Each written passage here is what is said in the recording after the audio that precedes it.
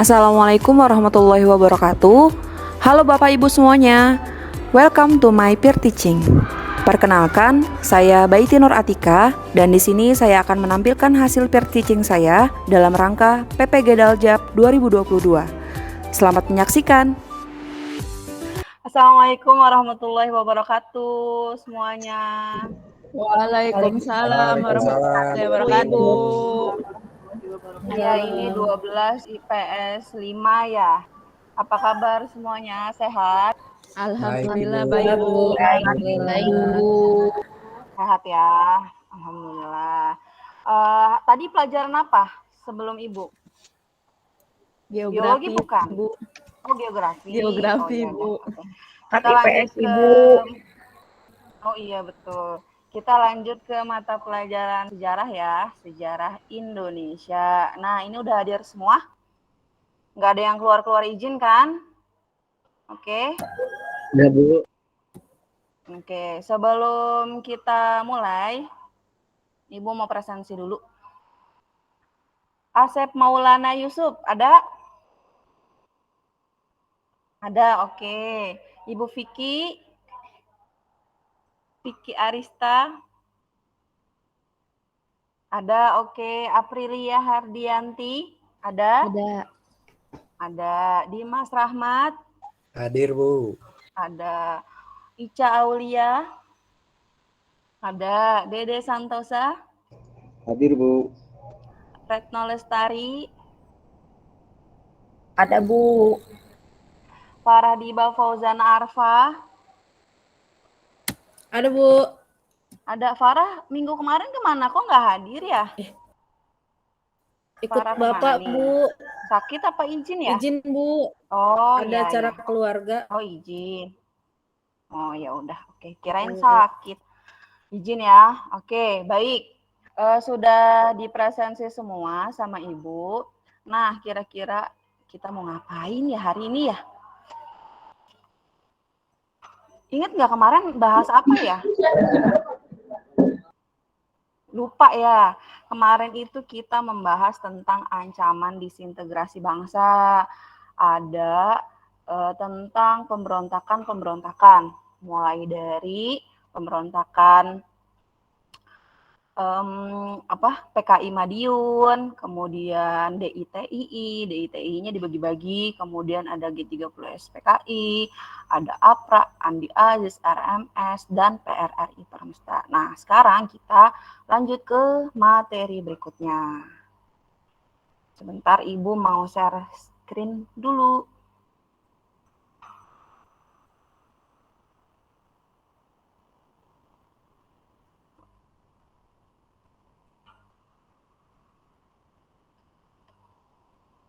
Bentar ya.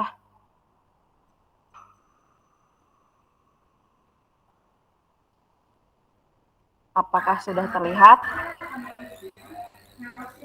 Udah ada Ibu. Udah ada ya. Nah, kita masuk ke materi berikutnya, yaitu demokrasi liberal 1950 sampai 1959. Ibu belum tampil PPT. Nanti, Ibu, iya PPT-nya nggak kelihatan. oh Ini nggak mah kelihatan. NIT-nya yang kelihatan. Oh gitu. Sebentar ya. Kita ulang lagi.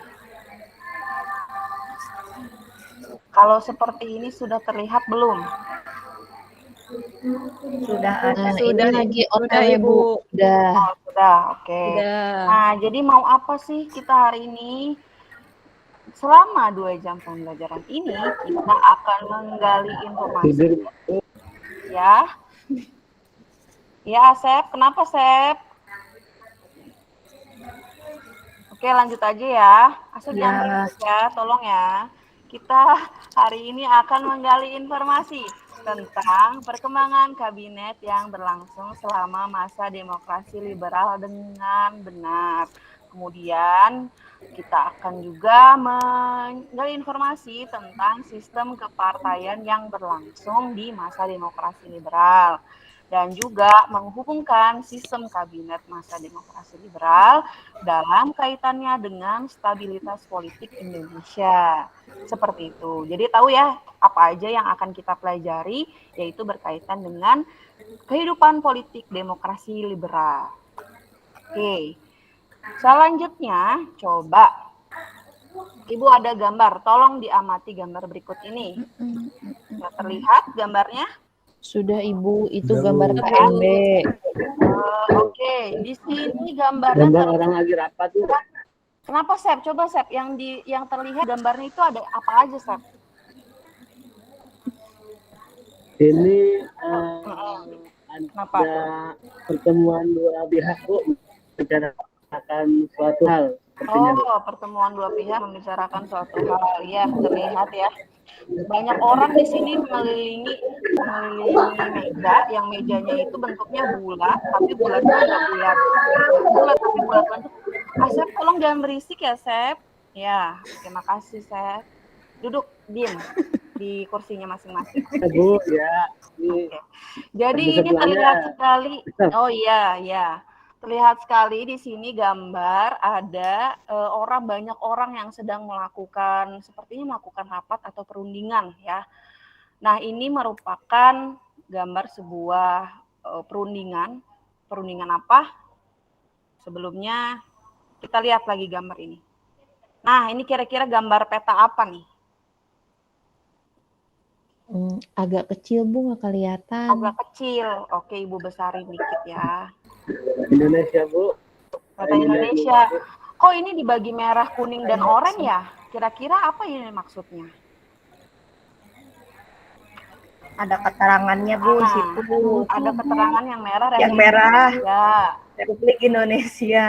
Ya, yang oranye. Yang Keren, oranye. negara Indonesia Timur. Oke. Kemudian yang krem agak pudar-pudar. Negara bagian. Negara bagian. Kuningnya. Negara otonom. Nah, yang warna-warni gabungan antara merah, kuning, dan oranye dan krem apa tuh? Ris. Berarti kira-kira bisa tebak ini peta wilayah atau peta apa? Retno? Peta Indonesia. Peta Indonesia. Iya betul sih peta Indonesia. Tapi kan udah dibagi-bagi. Ini kan ada warnanya. Jadi, oke. Belum selesai. Nah, ini siapa nih kira-kira? Ada yang tahu? Bapak-bapak, Enggak, Bu. Ibu. Bapak-bapak Nggak pakai kenal. kacamata, pakai kopiah. Nggak tahu Bu. Nggak tahu. Oke. Nggak tahu itu siapa, Bu ya? Nah, Ya Bu, nggak tahu Bu. oke. Nggak tahu ya. Nanti kasih tahu. Jadi, terus apa hubungannya ini 3 gambar ya? Dari yang pertama, kemudian yang kedua, dan selanjutnya yang ketiga. Nah, ini berkaitan dengan masuknya masa demokrasi liberal.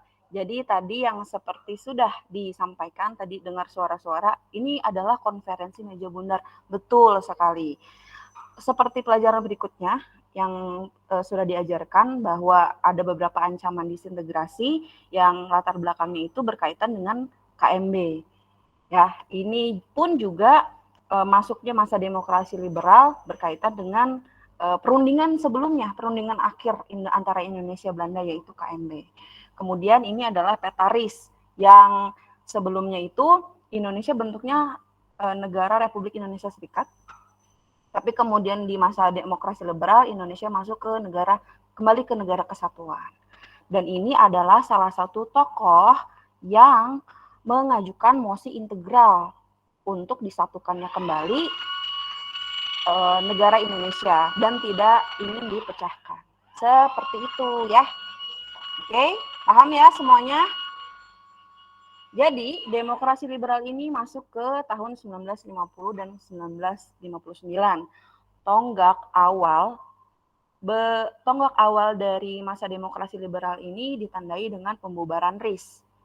Yang mana kita tahu bahwa sebelumnya Indonesia ini menganut sistem pemerintahan RIS, ada negara-negara bagian dan negara-negara otonom gitu. Kemudian di tahun tonggak berakhirnya ada di tahun 1959 yang mana ini adalah akhir dari masa demokrasi liberal. dengan ditandai munculnya Dekret Presiden 5 Juli 1959. Seperti itu. Apa sih pengertian demokrasi liberal itu? Nah, demokrasi liberal ini berarti sistem politik dengan banyak partai. Yang dimaksud dari liberal itu bukan paham akan kebebasan ya, beda ya. Kalau liberalisme mungkin paham akan kebebasan karena ada ismenya. Tapi yang dimaksud demokrasi liberal, liberal bebasnya ini maksudnya adanya banyak partai. Itu ya, banyak ciri-cirinya salah satunya adalah banyaknya partai dan kekuasaan politik yang dipegang oleh parlemen. Jadi sistemnya parlementer. Seperti itu. Ciri-ciri dari demokrasi liberal ini ada 3. Yang pertama, konstitusi yang digunakannya adalah UUDS 1950. Perbedaannya apa sama yang sebelumnya ketika Indonesia menganut RIS? Kalau dulu ketika RIS, konstitusinya Undang-Undang RIS, ya, Undang-Undang Republik Indonesia Serikat. Tetapi ketika masuk demokrasi liberal, maka kemudian konstitusinya adalah Undang-Undang Dasar sementara 1950. Kok ada sementaranya? Iya, karena ini sifatnya hanya sementara yang kemudian akan disusun kembali, dibentuk kelompok khusus, kelompok khusus, dan kemudian akan dibuat undang-undang yang baru. Kemudian yang kedua adanya sistem multipartai yang tadi sudah disebutkan ya, liberal yang dimaksud bebas ini bukan bebas paham kebebasan, tetapi bebas orang itu boleh membuat partainya sendiri, karena di zaman dulu tidak seketat dalam membuat partai seperti yang sekarang ini. Jadi multipartai. Kemudian adanya kabinet parlementer. Sistemnya adalah kabinet parlementer, di mana ada parlemen di dalam pemerintahan tersebut. Begitu.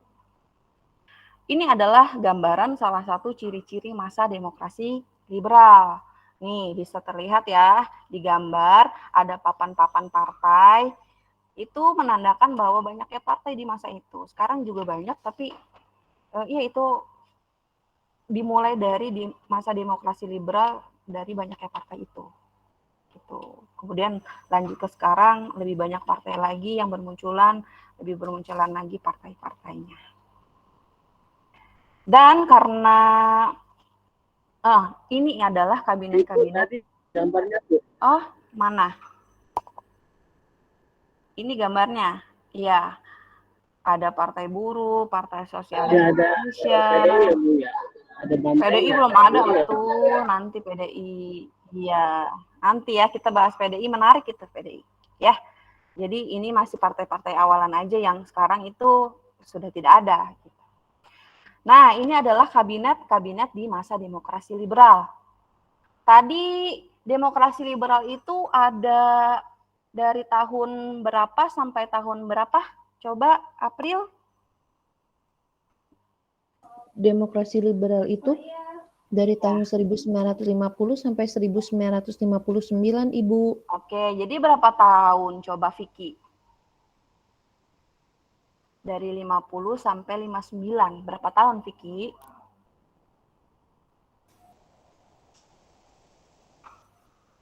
Masih di mute. Oke. 9 tahun, Bu. 9 tahun, oke. Ada 9, jadi demokrasi liberal ini berlangsung selama 9 tahun ya. Dan selama 9 tahun ini telah terjadi pergantian kabinet sebanyak 7 kali. Mulai dari kabinet Natsir, kabinet Sukiman, ada Wilopo, kabinet Ali Sastro Amijoyo I, kabinet Burhanuddin Harahap, kabinet Ali Sastro Amijoyo yang kedua, ya, dan kabinet Juanda itu yang terakhir. Jadi ada 7 kabinet yang berlangsung di masa demokrasi liberal. Nah, ini adalah gambaran dari kabinet-kabinet yang memimpin pada saat itu di masa demokrasi liberal. Cuma ya maklum ya nggak kelihatan karena ini foto-foto lawas zaman dulu, maklum. Tapi intinya ini adalah gambaran kabinet-kabinetnya. Dan sekali lagi, karena di masa demokrasi liberal ini berkaitan dengan banyaknya partai, ini adalah partai-partai di masa demokrasi liberal. Coba, bisa dibacakan, kelihatan nggak Dimas? Dimas duduk di belakang, coba dibaca, kelihatan nggak Dimas? Kelihatan, Bu. Coba dibaca Dimas, ada partai apa aja? Ada nama partai Masyumi, pimpinan Dr. Sukirman Wiryo Sanjoyo. Ada Partainya aja Dimas, partainya partainya aja. aja ya, Bu. Ada Partai Nasional Indonesia, Partai Sosialis Indonesia, Partai Komunis Indonesia, Partai Buruh Indonesia, Partai Rakyat Jelata, Partai Kristen Indonesia, Partai Rakyat Sosialis, Persatuan Marhain Indonesia, dan Partai Katolik Republik, Bu. Itu, Bu. Oke, ya itu adalah partai-partai yang ada di masa zaman demokrasi liberal. Terima kasih Dimas. Kalau sekarang ada nggak partainya? Nggak ada ya, karena itu ya partai-partai ada yang di zaman dulu. Kalau PDI yang tadi Asep bilang, PDI Bu, PDI belum ada, tapi nanti ada. Nanti kita bahas. Gitu ya. Kemudian ada yang menarik di demokrasi liberal, di masa demokrasi liberal tepatnya ya, di tahun 1955, bahwa di tahun tersebut telah terjadi pemilu pertama yang berlangsung dipilih langsung oleh rakyat. Nah, pemilu ini berlangsung dibagi menjadi 2 tahap, yaitu yang pertama di bulan September, kemudian tahap yang kedua di bulan Desember. Untuk pemilihan yang pertama, rakyat itu memilih anggota parlemen, ya, yang duduk di parlemen, siapa-siapa saja perwakilannya, dan yang di tahap kedua adalah memilih Dewan Konstituante. Nah, tugas dari Dewan Konstituante itu berkaitan dengan tadi UUDS ini. Ternyata Dewan Konstituante nanti ditugaskan untuk merancang menyusun undang-undang yang baru menggantikan dari Undang-Undang Dasar sementara 1950. Nah, ini jadi tugasnya Dewan Konstituante nanti. Itu. Nah, yang dipilih oleh rakyat. Itu ya. Ini pemilu pertama. Nah, berkaitan dengan sekarang kan banyak pemilu-pemilu ya.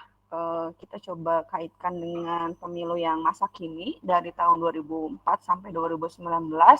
Ternyata ada beberapa perbedaan dalam pemilihan setiap pemilu. Kalau di tahun 55 sebelumnya, yang pertama itu memilih adalah anggota parlemen dan Dewan Konstituante, maka di tahun berikutnya di 2004, 2009, 2014 dan 2019 memilih presiden, ada juga yang memilih wakil presiden, wakil presiden, memilih DPR, DPD, dan DPRD, seperti itu. Nah, ini adalah gambaran dari demokrasi liberal, ya. Kira-kira ada yang sampai di sini, apakah ada pertanyaan?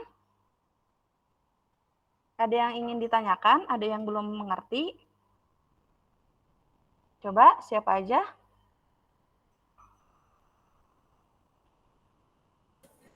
Bu, itu kenapa Ya. kok kabinetnya ganti-ganti sih, Bu? Oke, Farah, bagus pertanyaannya. Kenapa kabinetnya ganti-ganti? Nah, inilah yang jadi sorotan kenapa kabinet di demokrasi liberal tuh banyak banget, sedangkan masa pemerintahannya itu 9 tahun. Gitu. Masa demokrasi liberal itu 9 tahun berjalan, tapi kabinetnya ganti. Inilah yang menjadi sedikit kelemahan dari adanya sistem parlementer.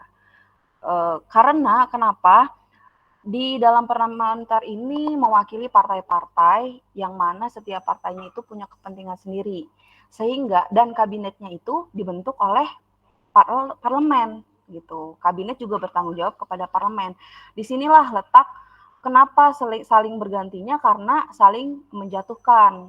Ada kepentingan partai yang kemudian kepentingan partai itu berdampak, berefek kepada kabinet-kabinet yang berlangsung, sehingga setiap kabinet itu ketika berlangsung nggak lama ya, langsung ada yang mengajukan mosi tidak percaya inilah, terkait berbagai macam gitu. Intinya ada banyak kepentingan partai yang dibawa ke dalam parlemen, kemudian efeknya berdampak kepada kabinet-kabinet itu.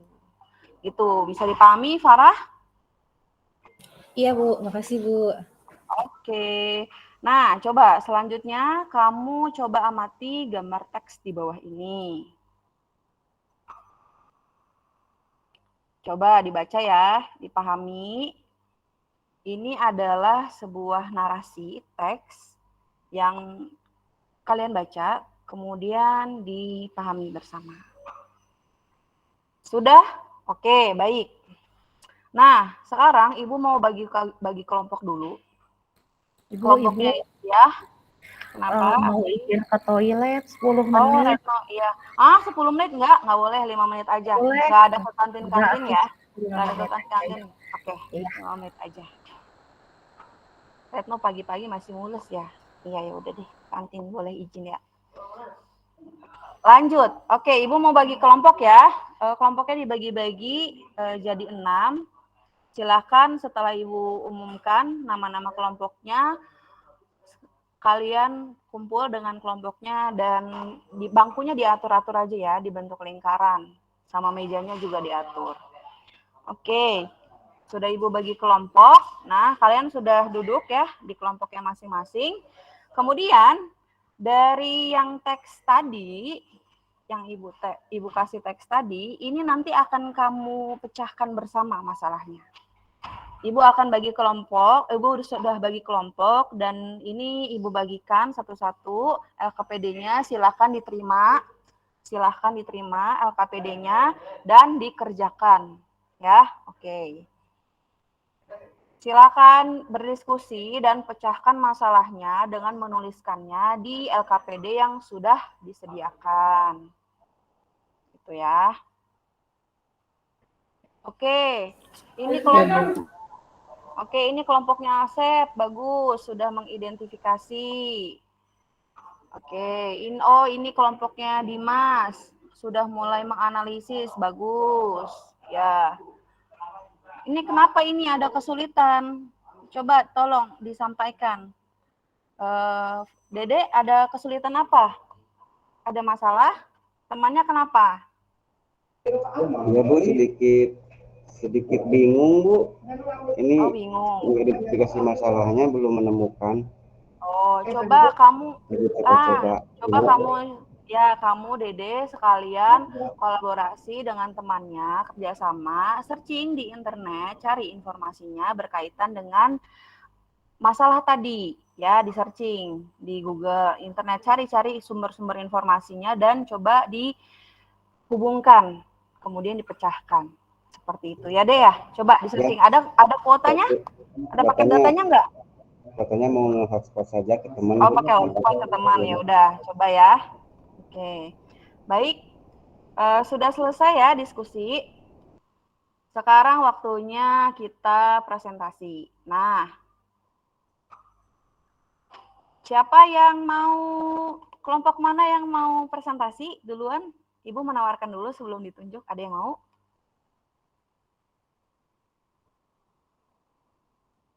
Ada yang mau presentasi? Ini nanya iya pelan-pelan ya, sebelum Ibu tunjuk. Nggak ada, oke. Ibu tunjuk aja ya. Ibu tunjuk, oke deh. Coba tolong Citra presentasi ya, perwakilan kelompoknya ya. Citra dapat kabinet apa ini tadi?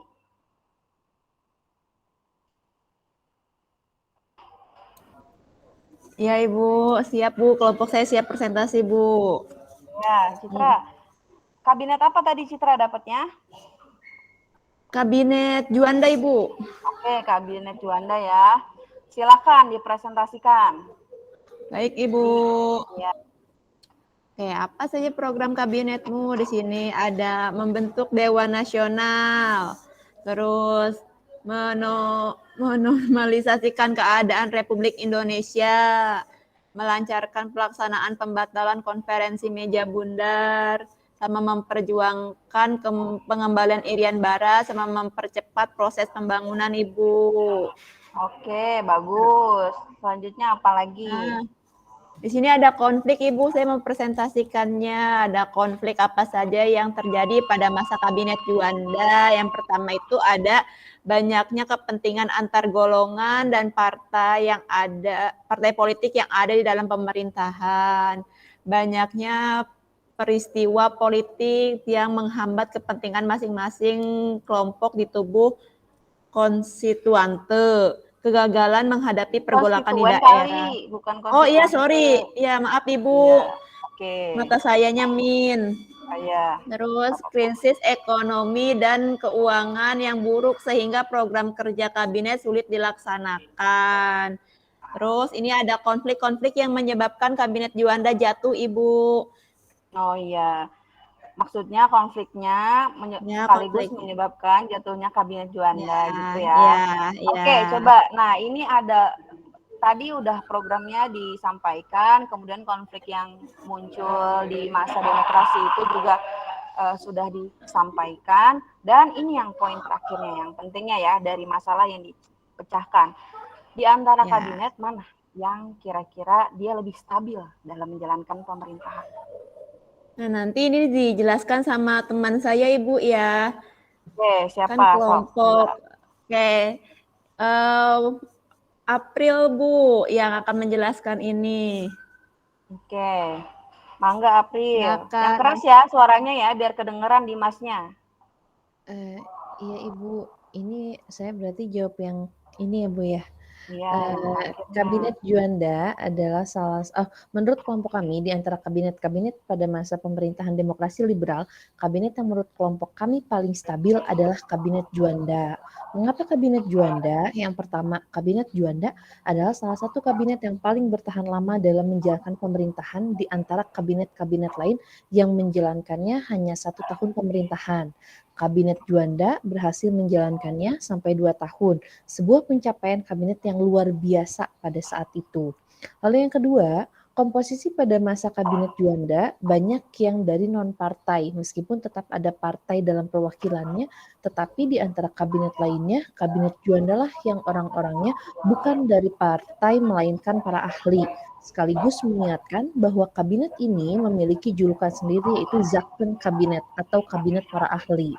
Lalu yang ketiga, dengan sedikitnya partai yang ada di dalam kementerian, maka lebih sedikit pula gesekan antara partai di dalamnya.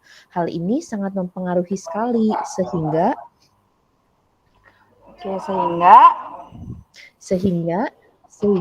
yang terjadi pada masa pemerintahannya tidak setegang seperti pada masa di kabinet lainnya. Begitu Ibu. Oke, baik. Terima kasih. Tepuk tangan untuk kelompok kabinet Juanda. Oke, baik. Presentasi sudah selesai semua ya dilakukan. Ada berbagai macam argumen, pendapat bahwa mana kabinet yang paling stabil dalam menjalankan pemerintahannya berdasarkan sumber-sumber yang sudah kamu cari di buku ataupun di internet. Seperti itu. Ibu sangat mengapresiasi sekali akan keberanian kamu, percaya diri, dan tanggung jawab kamu untuk menyelesaikan pekerjaan kita hari ini. Oke? Ya, hebat kalian anak-anak yang luar biasa. Oke. Iya, April, nggak cuma April, semuanya juga ya hebat. Oke, ada yang bisa menyimpulkan untuk pelajaran kita hari ini? Kira-kira selama kita tadi materi awal, kemudian kalian diberikan masalah, kemudian kalian saling berargumen pendapat, ada yang menanya, ada yang menyanggah, dan menambahkan informasinya. Kira-kira apa sih yang bisa kita simpulkan untuk pelajaran hari ini? Aku. Oke, boleh. Silakan. Jadi belajar hari ini itu mengenai masa demokrasi liberal. Kesimpulannya, masa demokrasi liberal ini mulainya dari tahun 50 sampai tahun 59. Kemudian dimulai ketika RIS Republik Indonesia Serikat dibubarkan.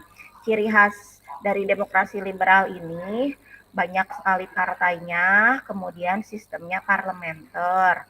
Dan terjadi 7 kali pergantian kabinet yang mengakibatkan terjadinya instabilitas politik. Jadi nggak stabil politiknya di pemerintahan dan berdampak pada tersendatnya pembangunan negara. Gitu Ibu. Oke, bagus sekali ya Retno. Ya. Waktu belajarnya semenit lagi. Menit lagi, oh iya ya udah, ntar lagi mau ke kantin ya, udah waktunya istirahat juga ya. Iya, istirahat. Ya? Oh iya ya. Oke, terima kasih Retno yang sudah berani untuk menyimpulkan kesimpulannya bagus sekali bahwasanya memang di demokrasi liberal ini kita melihat terjadinya instabilitas politik ya, karena beberapa kali pergantian kabinet, ada sebanyak 7 kali pergantian kabinet. Nah, ini jadi pembelajaran kita semua bahwa sebenarnya ada kepentingan-kepentingan yang harus kita porsikan ya. Ada apakah ini kepentingan yang berkaitan dengan pemerintahan atau berkaitan dengan hanya partai saja gitu. Mudah-mudahan nanti bisa dipahami bersama, dan untuk materi selanjutnya, untuk pertemuan berikutnya kita akan membahas tentang kebijakan ekonomi yang ada di masa demokrasi liberal ini. Ya, oke, terima kasih dari Ibu. Sekian untuk pelajaran kita hari ini. Wassalamualaikum warahmatullahi wabarakatuh. Waalaikumsalam warahmatullahi wabarakatuh. Waalaikumsalam warahmatullahi wabarakatuh. Terima kasih, Ibu. Terima kasih. Oke.